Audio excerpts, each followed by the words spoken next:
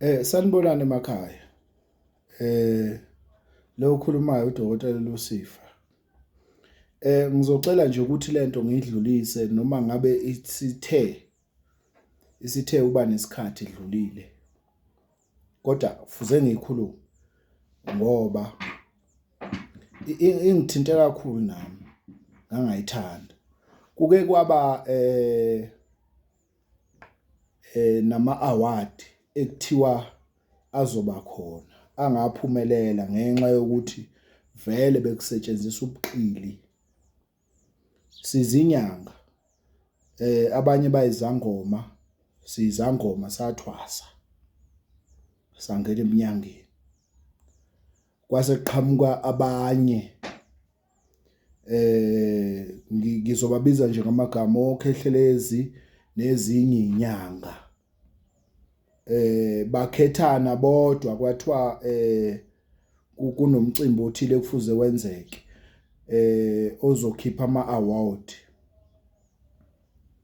Manje engikushoyo ke mina kusekuthenini asingakhohliswa, cha asingakhohliswa.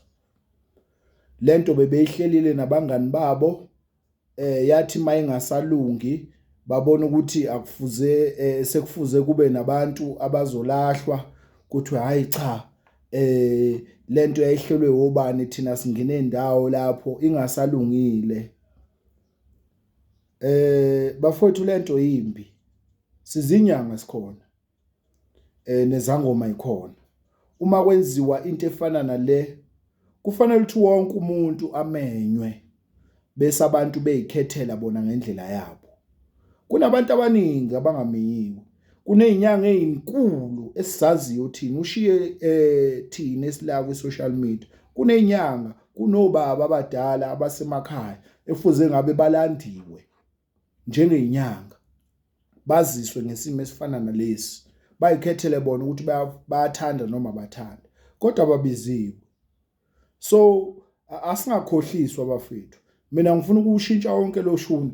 Ngimzwile ubhuti omdala ekhuluma laphana ehlabe ehlikiza lento nezinye izinyanga noma nenye inyanga ekuhambeni kwesikhathi yabona ukuthi hayi lento lena into ezolimaza thina njengezinyanga ngoba lapha siqhuba umuntu oyedwa ozothatha i-convoy yezimoto ngoba nakho enamandla adlula wethu siyinyanga siyizangoma athatha i-convoy ayiseGoli athatha i-convoy ayiseThekwini eyimoto ezibizayo ngoba yena unamandla unamathenda enza ngathi le mali uyithatha lapha eminyangeni ngikhuluma ngoKhehlelezi bese ekugcineni sikhapha yena thina siye kuloya mcimbi ngoba uyena ozobekwa ngoba unamandla emarketing unamandla okukhohlisa abantu. Ngithi ubakhohlisa kanjani na ngoba unamandla yabona masoyifaka epolitikini kancane uma uzoyokhethweni fanele ube ne-backup fanele ube ne-finance fanele uxhaswe abantu abathile ngamabhiliyoni ukuthi ukwazi ukwenza imarketing ukuze ukwazi ukuhlala kulesi sihlalo somongameli so president ngamanye amazwi. So laphana mfowethu le anti bihleliwe ukuthi thina noma izinyanga lezi beyikhethile ngokuthi zidumile ku social media noma zingawazi umuthi futhi angisaba ngixolisi odoti laba nosisi laba bala eGoli nezinye izinyanga zaseThekwini ezidume ku social media hayi ukuthi umuthi ziyawazi aziwazi angisabi futhi angixolisi ngalokho khona inkinga lokho mfowethu akangithinte anginangisabi futhi angixolisi ngalokho.